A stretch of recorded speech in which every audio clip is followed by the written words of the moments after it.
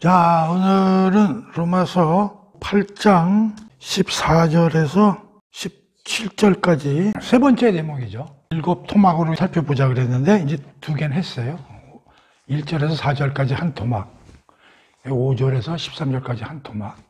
이게 이제 세 번째 토막이죠. 그렇게 길진 않아요. 그래서 한번 일단 읽어보고 공부를 해봅시다. 14절, 무릇 하나님의 영으로 인도함을 받는 사람은 곧 하나님의 아들이라. 15절, 너희는 다시 무서워하는 종의 영을 받지 아니하고 양자의 영을 받았으므로 우리가 아빠, 아버지라고 부르짖느니라. 16절, 성령이 친히 우리 영과 더불어 우리가 하나님의 자녀인 것을 증언하시나니. 이거 읽어보니까 어때요? 내용은 단순한 것 같죠? 그렇죠? 근데 무슨 단어가 많이 눈에 띕니까? 14절에 보면 어떤 단어가 눈에 띄냐면은 하나님의 아들. 그 다음에 15절에 가서 보면 양자의 영. 그 다음에 16절에 가서 보면 하나님의 자녀. 이런 이제 단어들이 쭉 나오겠어요. 그래서 전반적으로 영이라는 말은 앞에서도 많이 나왔으니까. 요번 대목에서는 그 하나님의 아들, 양자, 하나님의 자녀, 이런 내용이 그게 많이 담겨 있구나 하는 걸 우리가 알 수가 있죠. 근데 하나님의 아들이라는 내용이 갑자기 들어오느냐, 그것도 우리가 한번 생각을 해봐야 되는데, 우리가 8장을 시작할 때, 그러므로라는 이 접속사에 우리가 굉장히 신경을 써야 된다. 그러고 그 많은 시간에 걸쳐서 이제 그거에 대해서 얘기를 했어요. 그러면서 이 그러므로는 7장과 연결시킨다기보다는 5장과 연결시키는 것이 그냥 바람직스럽다. 7장과 연결시키면 성화라는 내용이 좀 부각이 되는 측면이 있기 때문에 우리가 5장과 관련을 시켜야 된다. 5장의 내용의 그 궁극적인 사도 바울이 설명을 하는 게 뭐였어요? 구원의 확실성이죠. 안전성이고요. 그래서 우리가 로마서 처음 배울 때도 5, 6, 7, 8장을 성화 관련되는 내용으로 부각을 시킨다면 상당히 로마서에 대한 내용을 폄하시키는 것이다. 그래서 5, 6, 7장은 성화에 관련된 기준이 아니라 구원의 포괄성, 다시 말하면 구원이 확실하고 안전하고 충분하고 등등 이러한 내용으로 우리가 이해를 해야 로마서 그 내용을 충분히 맛볼 수 있다. 그런 얘기를 많이 이제 했죠. 이제 이걸 머리에 이제 우리가 두놓고요. 드디어 오늘 이제 세 번째 대목에 이제 그 하나님의 아들에 관련된 내용이 쭉 이제 설명이 되는 거예요. 자, 그러면 지난 시간에 이제 우리가 두 번째 대목을 배웠지 않습니까? 두 번째 대목의 그 마지막이 13절이죠. 우리가 지금 왜 이걸 좀 살펴보려고 그러냐면 왜 갑자기 하나님의 아들이라는 얘기가 세 번째 대목에서 많이 나왔는가? 그럼 앞에 거하고 문맥상 좀 연결을 시켜보면서 스무싱하게 우리가 이해를 해야 8장 전체를 이해하고 싶어서 이제 그런 얘기를 하는 것이죠. 그럼 13절에 보면 무슨 대목이 나오냐면 너희가 육신대로 살면 반드시 죽을 것이로되 영으로서 몸의 행실을 죽이면 살리라. 어떻게 보면 성화 귀절이죠. 우리가 첫 번째 대목에서는 예수 그리스도 안에 있으면 결코 정죄함이 없느니라. 이신칭의의 색다른 표현이라고 했어요. 우리가 그리스도 안에 있기 때문에 율법의 요구를 우리가 달성할 수 있다. 그 다음에 두 번째 대목에서는 성령이 우리 안에 들어있는 사람이 그리스도인이고 육을 따르지 않고 영을 따라서 사는 사람들이 그리스도인이기 때문에 그리스도인은 그 영을 따라서 그 영으로 몸의 행실을 죽이면 우리 살아나리라. 이건 성화에 관한 규절이란 말이에요. 그렇다면 이 세 번째 대목에서는 왜 하나님의 아들이라는 내용이 사도 바울이 순차적으로 써내렸을까? 우리가 두 번째 대목에서 13절을 이야기하면서 영으로서 몸의 행실을 죽이면 살리라. 이러한 우리가 성화해 나감으로써 거룩의 열매를 우리가 맺어야 된다. 얘기하면서 그런데 우리가 구원받는 게 이 성화로 끝나는 게 아니잖아. 더 큰 어떤 것이 있다니까. 우리 크리스찬은 물론 성화도 해서 거룩의 열매를 맺어야지 하나님한테. 근데 더 큰 멋있는 게 있다니까. 그게 뭐냐면 하나님이 우리를 아들 삼으시겠대. 이걸 얘기하고 싶은 거예요.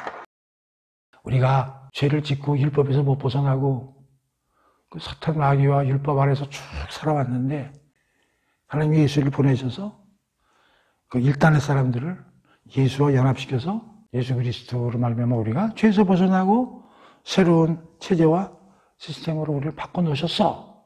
그거 알지 니네들? 네 압니다. 그래서 니들 죄에서 벗어난 거 알지? 예. 근데 죄에서 벗어난 것뿐만이 아니라 내가 성령 하나님을 너희들 안에 넣어줬으니까 그 힘으로 옛날같이 그 죄에 쩌들지 않고 선한 행위를 해가지고 거룩한 열매를 맺을 수도 있지. 네. 그걸로만 해도 어마어마한 일이지. 네. 근데 있잖아. 그걸로 끝나지 않는다. 뭐가 있는데요? 니들을 하나님 아들로 취급을 해주시겠대. 야, 어마어마한 일이야. 자, 그래서 사도 바울이 그걸 끄집어내는 거야. 세 번째 제목에서. 그러면서 너희들의 신분이 물론 옛날에 율법하에서 아담 안에서 사탄 마귀 안에서 하나님의 진노 안에서 벗어났지만 하나님은 벗어나게만 해주신 게 아니라 아들을 삼으신다. 지나가다가 어떤 애가 물에서 빠져가지고 막 허우적대. 가만 놔두면 죽을 것 같아. 그래서 걔를 바깥으로 끄집어내서 살렸어.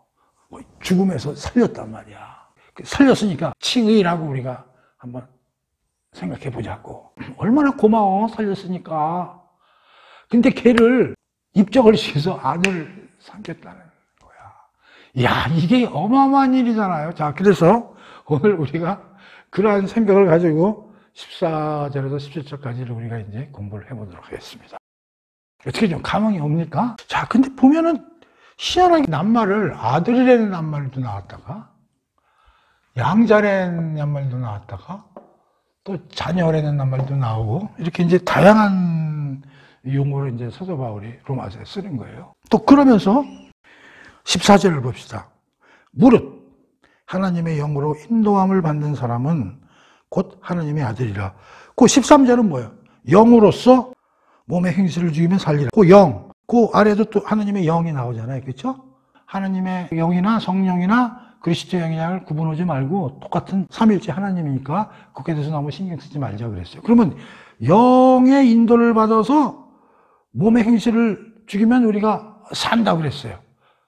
성화되고 거룩의 열매를 맺는다고 그랬는데 무릇 하면서 다시 어떻게 봤냐면 근데 그 영으로서 인도함을 받는 사람은 하나님의 아들이 된다니까 이런 얘기를 하는 거예요. 그러니까 14절은 뭐냐면 13절하고 사실 연결이 좀 되죠. 무릇이라는 단어를 가지고 연결을 시키잖아요. 이 영으로 우리가 거룩의 열매를 맺을 수 있단 말이에요. 근데 무릇도 영의 인도를 받는 사람은 뭐라고요? 하나님의 아들이라 이렇게 돼 있잖아요. 그래서 우리가 14절에서는 영의 인도를 받는다는 것이 도대체 구체적으로 어떤 의미를 갖고 있냐 이런 걸 이제 좀 공부를 해봐야 되겠죠. 그렇죠? 그리고 이제 하나님의 아들이라는 거에서도 우리가 공부를 이제 해봐야 될 거예요. 그러면서 15절에 가면 또 무슨 얘기가 나오냐면 너희는 다시 무서워하는 종의 영을 받지 아니하고 양자의 영을 받았으므로 우리가 아빠 아버지라 부르짖느니라. 우리가 하나님을 아빠하고 부른다는 거예요. 그 이유가 뭐예요? 양자의 영을 받았기 때문에. 양자의 영을 받았기 때문에 우리가 하나님을 아버지 또는 아빠라고 부른다는 거예요. 그러면서 16절을 가보세요. 성령이 친히 우리 영과 더불어 우리가 하나님의 자녀인 것을 증언하시나니. 여러분들 16절을 읽어보고 이게 어떤 의미인지 선택 이해가 됩니까? 이게 무슨 뜻이야? 성령님이 직접 우리가 하나님의 자녀임을 증거하신다. 이렇게 기록이 되어 있잖아요. 무슨 14, 15, 16만 보겠어요. 하나님의 아들이라고 그거 끝났으면 그냥 그걸로 끝나지. 계속 하나님의 아들이라는 낱말을 변형시키면서 구체적으로 알 듯 모를 듯한 얘기를 이렇게 이제 기록을 하는 거예요. 그래서 이게 짧은 귀절이지만 해석하기가 굉장히 어려운 난해 기절적인 요소를 가지고 있다. 특히 14, 15절까지는 우리가 좀 이해가 쉽게 돼. 아, 성령의 인도를 받으면 우리가 하나님의 아들이래. 오케이, 알겠어. 그런데 또 우리가 양자의 영을 받았기 때문에 우리가 하나님을 아빠, 아버지라고 이렇게 친밀하게 아들이니까 그렇게 부를 수 있게끔 될 수 있겠네. 오케이, 알겠어. 그것도 좀 이해가 돼. 그런데 뭐냐면 성령님이 직접 우리 영과 더불어 하나님의 자녀인 걸 알아. 그래서 우리가 아빠, 아버지라고 불러. 그런데 그거 말고 성령이 따로 직접 우리가 하나님의 자녀인 것을 증언한다. 이렇게 돼 있어요. 증거하시느니라. 이게 16절이 굉장히 어려운 기절이 되기 때문에 16절에서 우리가 해석상 브레이크가 걸리는 거예요. 그래서 보통 이 기절을 해석하면서 그냥 성령님이 우리 안에서 일을 하시는데 그 성령님이 우리가 또 하나님의 아들인 거를 얘기를 해주셔서 우리가 하나님의 아들인 걸 니들이 알 수 있어. 유대인들은 하나님을 너무 경외로운 분이기 때문에 하나님을 감히 이름을 못 불렀어요. 근데 여기는 아빠, 아버지라고 부를 수 있다는 거예요. 그러니까 하나님하고 성령님이 얼마나 우리를 사랑하셔서 하나님의 아들로 입적을 시켜서 그렇게 일을 하셨어. 그러니까 니들 그렇게 알아. 그렇게 하고 17절, 18절, 19절로 넘어가면 돼. 그건 아주 스무싱하게 넘어가는 거죠. 그러나 이걸 구체적으로 따져보면 그렇게 이게 쉬운 기준이 아니다 하는 걸 우리가 알 수 있는 거예요. 그래서 이렇게 해석을 해야 됩니다. 14절, 15절, 16절은 우리가 하나님의 자녀 지위로 하나님이 우리를 만드시겠다는 거예요. 오케이? 끝까지는 알겠죠? 우리의 신분을 호족의 입적지에서 아들로 삼으시겠다는 거예요. 다 그 얘기예요. 14, 15, 16이. 그런데 여기서 중요한 게 있어요. 잘 보세요.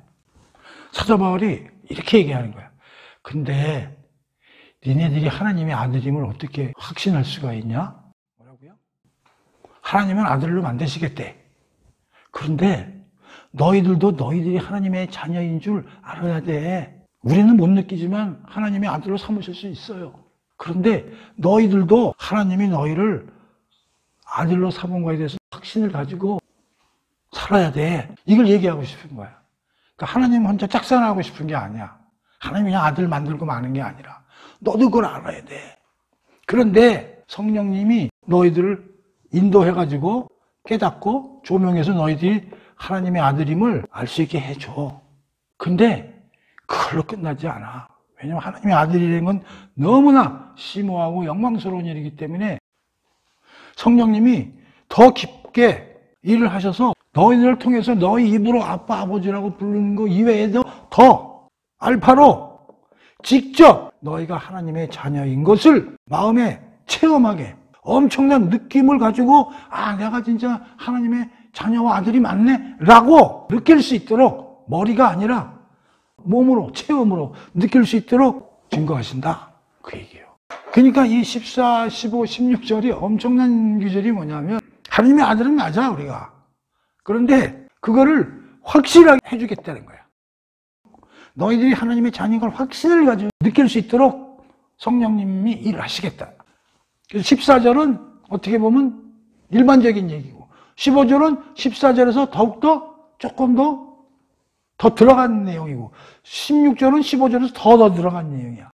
다시 말하면 이렇게 설명할 수도 있어. 성령께서 일을 하시는데 15절을 비교적으로 보면 16절은 최상급이고요. 14, 15, 16으로 점점 뭔가가 증가되는.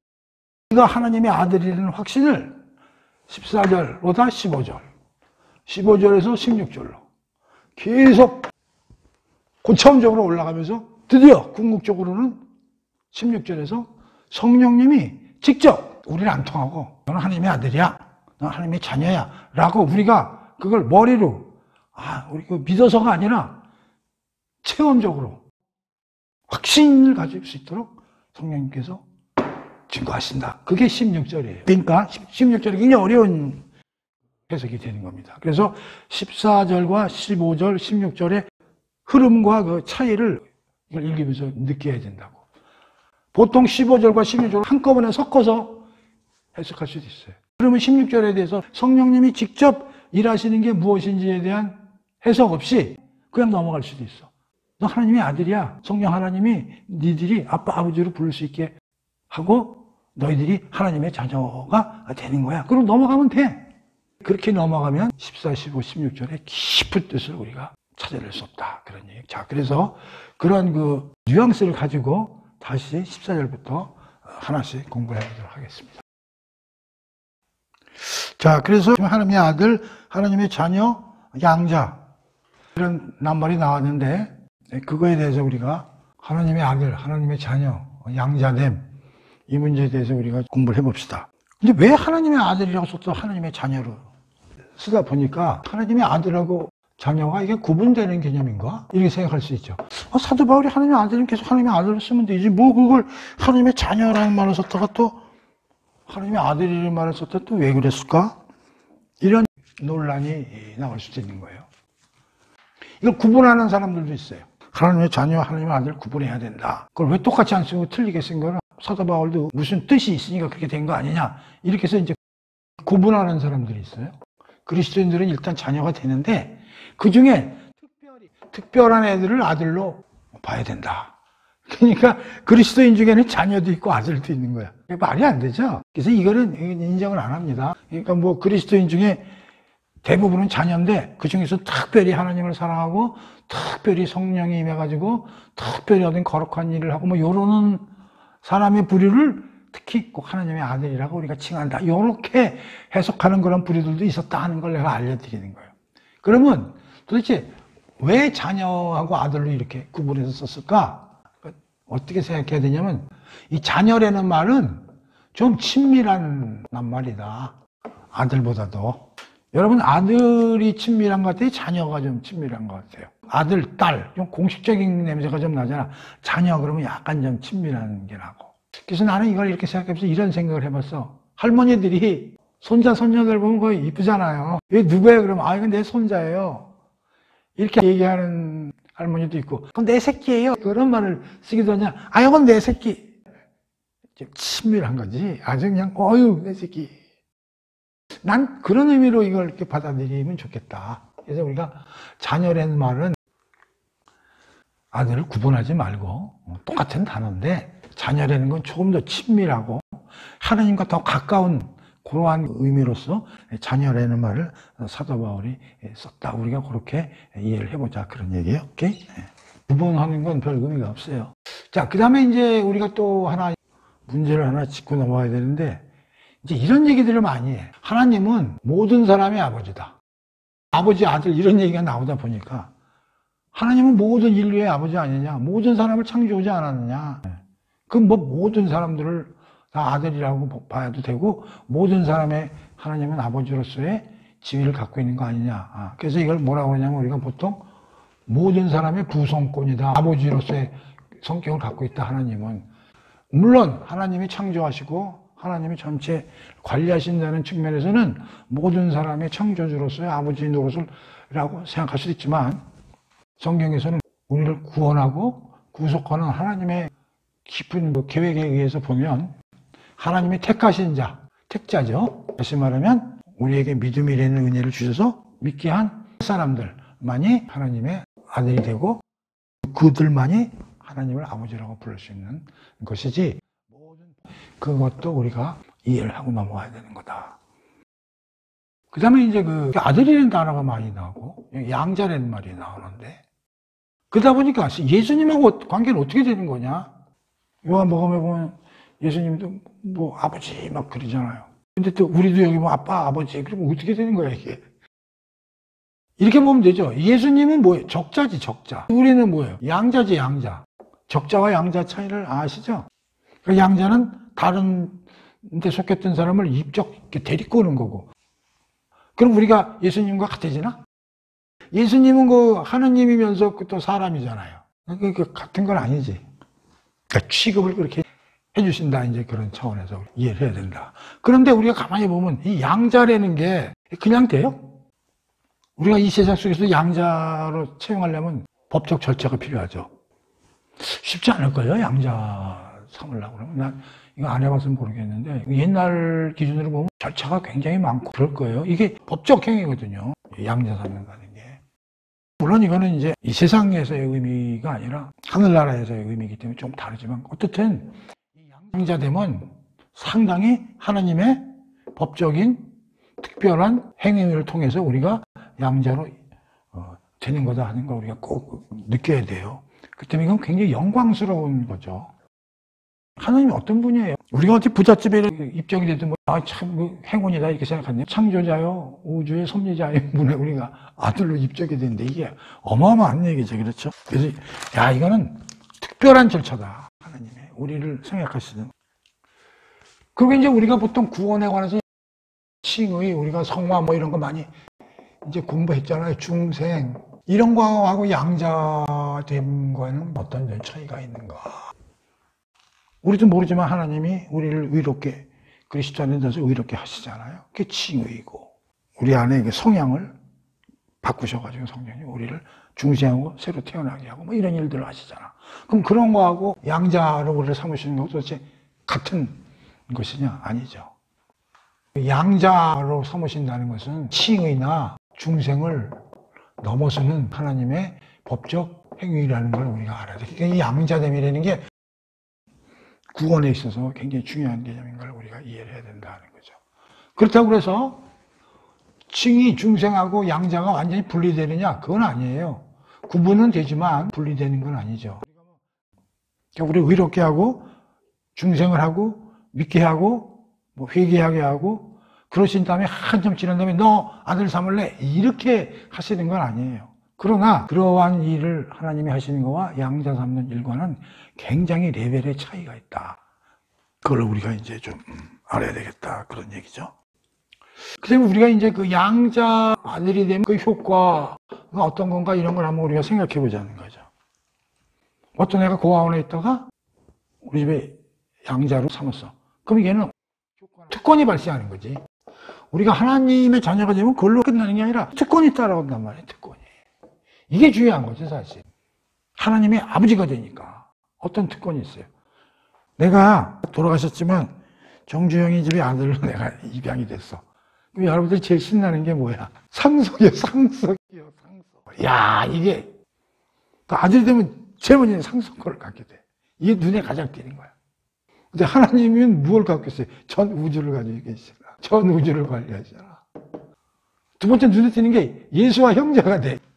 성경에 뭐 맏아들 이런 얘기나 예수님 우리 맏아들이야. 물론 뭐 다른 데서 예수님이 우리 신랑도 되고 우리는 예수님의 신부 이런 걸로 상징적으로도 많이 나오지만 여기 예수님과 이게 형제가 되잖아. 10절 보세요. 상속자요 그리스도와 함께한 상속자님. 이게 형제가 되는 거죠. 그리고 하나님의 아버지는 우리한테 어떤 특권이 있어요. 우리를 잘 대해 주시겠지, 사랑으로. 그리고 보호해 주시고 뭐 이런 것들을 하시겠지. 그다음에 우리가 어디 가면 우리 아버지가 다 학비 뭐 이런 거 다 대주잖아. 또 우리가 뭐 잘못될까 봐 이렇게 보호해주고 아프면 병원 데려가고 그러죠. 그리고 누가 우리를 뺏어갈 수 없잖아. 구원이 확실하고 안전하고 이런 여러 가지 특권을 가질 수 있는 거죠. 엄청난 거예요. 우리가 맨날 교회 다니면서 교회 다니면서 우리가 뭐 좋아지는 게 뭐야? 그런 얘기 많이 하잖아요. 교회 다녀봐야 뭐 하나 좋은 것도 없어. 한번 생각해봐. 하나님의 아버지면 나한테 엄청난 효과와 특권이 있겠구나. 그걸 생각하면은 교회 다닐만 하잖아요. 그렇죠?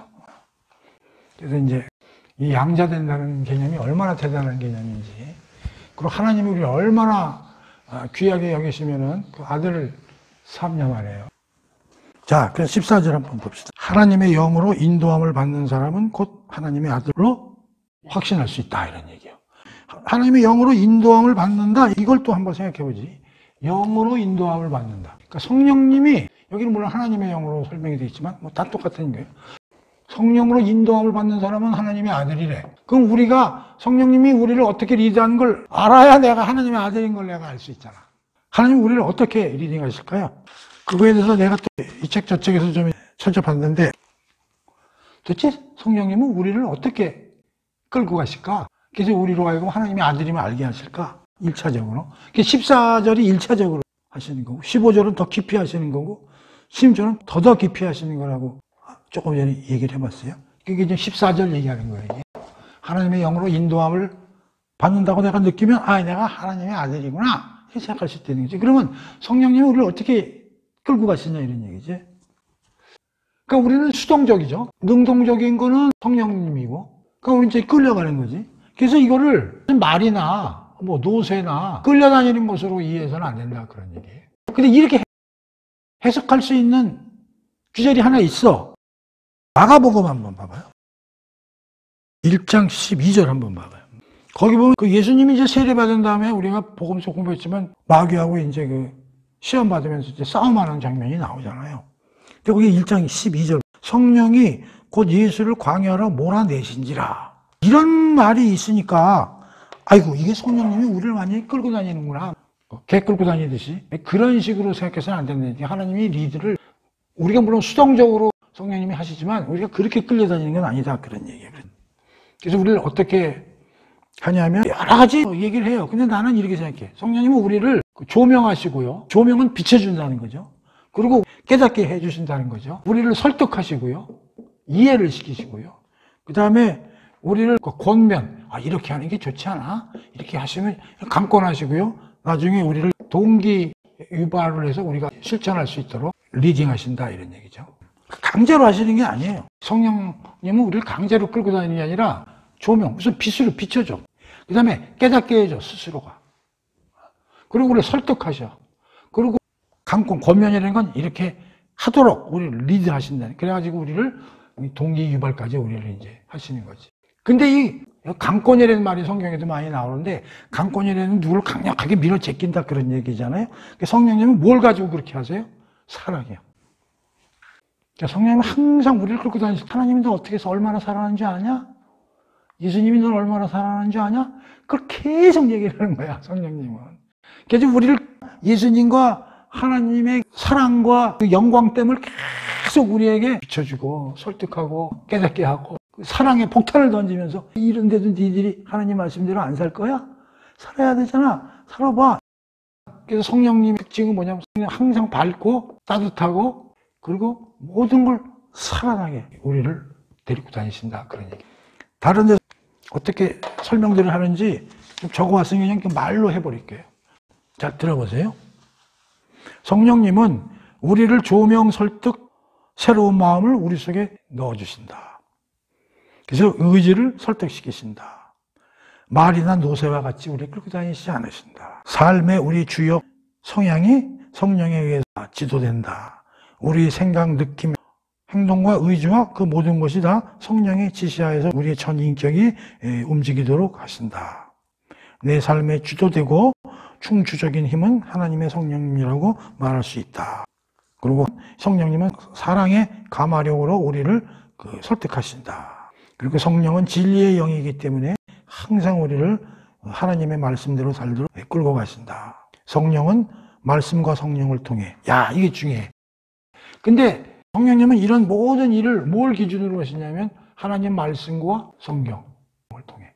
그래서 우리가 성경 공부를 많이 하자는 이유가 뭐냐면 성경 공부를 계속 해야 성령님이 계속 우리를 리딩하신다는 그 느낌을 우리가 들을 수 있기 때문에 그래서 성경을 통해서 우리를 머리로 감정으로 우리를 의지로 깨닫게 하시고 설득하셔서 우리를 실천하게 하시는 그런 것이다. 그렇기 때문에 우리가 느낄 수 있다는 거예요. 성령님이 내 안에서 뭘 하시는구나. 그걸 느끼면 어떻게 돼? 우리가 하나님의 아들임을 확신할 수 있다는 거예요. 그게 14절이다 그런 얘기입니다. 자, 15절 가보겠습니다. 너희는 다시 무서워하는 종의 영을 받지 아니하고 양자의 영을 받았으므로 우리가 아빠, 아버지라고 부르짖느니라. 어떤 신학자가 이런 얘기를 하더라고요. 참 재미나다고 생각해봤는데 우리가 연애를 이제 한다고 생각해봐요. 남자 여자가 이제 만난 지 얼마 안 됐어. 그게 마음에 들어. 그 남자가 계속 사랑한다는 얘기를 막 하는 거야. 그 여자한테. 근데 사랑한다고 남자가 여성 파트너에게 그런 얘기를 한다면 그 속에는 어떤 게 숨어 있을까? 이런 내용이 숨어 있다고 그러네요. 그 신학자는. 내가 너를 사랑해 라는 거에는 뭐가 숨어 있냐면 너도 좀 나를 사랑한다고 얘기를 좀 해줘봐. 그럼 내가 얼마나 좋겠냐. 내가 진짜 널 더 사랑하지. 이게 뭐냐면 자기는 사랑한다는 얘기를 계속 하는데 그쪽에서도 나에 대해서 나도 당신을 사랑해요. 그 말이 듣고 싶은 거야. 내가 사랑한다는 표현을 하는 거는 이면에 나도 그 얘기 좀 듣고 싶어 너한테서 그런 느낌이 있다는 거지. 내가 그래서 그걸 보면서 이게 로마서 8장 15절 해석하는데 이게 도움이 되겠구나. 그 생각이 팍 들은 거야. 그러니까 14절에서 뭐냐면 네가 영에 인도를 받으면 하나님의 아들이라고 알려주는 거야. 알았어 내가. 하나님이 내가 아들이구나. 확신을 좀 했어. 그런데 하나님은 네가 하나님의 아들인 걸 알았지. 그걸 끝나는 게 아니라 얘한테 무슨 반응이 있길 바라는 거야. 나도 하나님을 사랑해요. 그런 말이 나올 때까지 하나님의 아들임을 확신시키고 싶은 거야. 그래서 어떤 말이 나오냐면 아빠, 아버지라고 부르는 거야. 우리가 하나님의 성령님을 통해서 너 아들이야. 그렇게만 계속 할 수도 있어. 근데 성령님은 그걸로 끝나지 않는다는 거야. 계속 확신을 줘가지고 우리 입에서 하나님에 대해서 아빠, 아버지 그 말을 부르짖게끔 일을 하신다는 거죠. 엄청난 얘기잖아요. 15절이. 이게 그런 얘기예요, 이게. 예수님은 하나님을 아빠라고 불렀어. 아람어로 아바, 아버지, 아바. 그게 아빠라는 뜻이에요. 그러니까 예수님은 이 세상에 오셔가지고 하나님한테 아빠라는 말을 쓰셨다고. 예수님이니까 하나님한테 뭐 그런 말을 쓸 수 있지. 그런데 유대인들이 그 당시에 하나님 이름도 못 부르거든요. 예수님은 그렇게 부를 수 있어, 하나님을.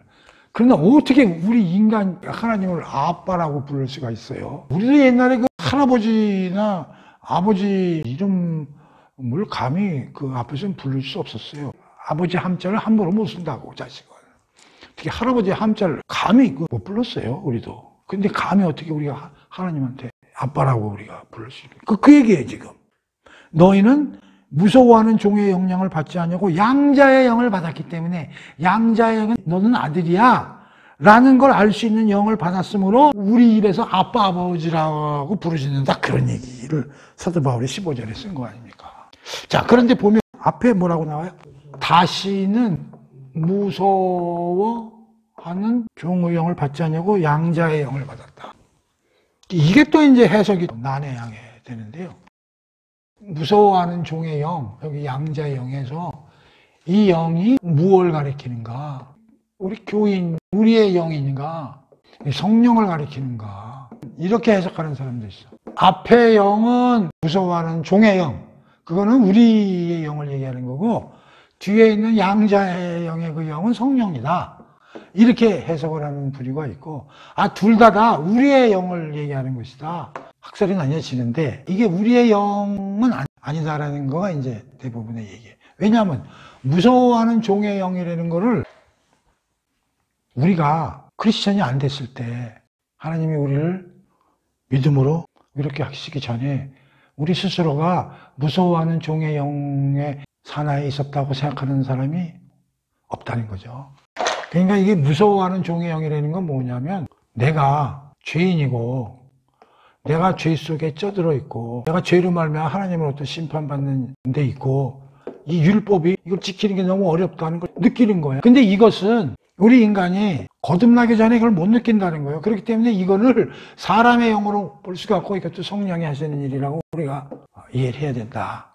그래서 앞에 나오는 영이나 뒤에 나오는 영 모두가 성령을 뜻하는 거지 우리가 가지고 있는 영을 뜻하는 게 아니다. 우리의 영이 무서워하는 종의 영향 안에 있다는 걸 우리가 알 수가 없다는 거예요. 그거는 성령 하나님이 우리를 갖다가 인도하셔서 깨닫게 해주셨기 때문에 그걸 아는 것이지 성령님의 인도함이 없이 우리가 그걸 알 수가 없다는 거예요. 그래서 이것은 그 무서워하는 영, 양자의 영 모두가 다 성령님을 뜻하는 거다라고 우리가 이해를 해야 된다는 걸 여러분들께 말씀드립니다. 그러면 왜 우리는 무서워하는 종의 영향에서 이제 벗어나서 양자의 영을 받았느냐?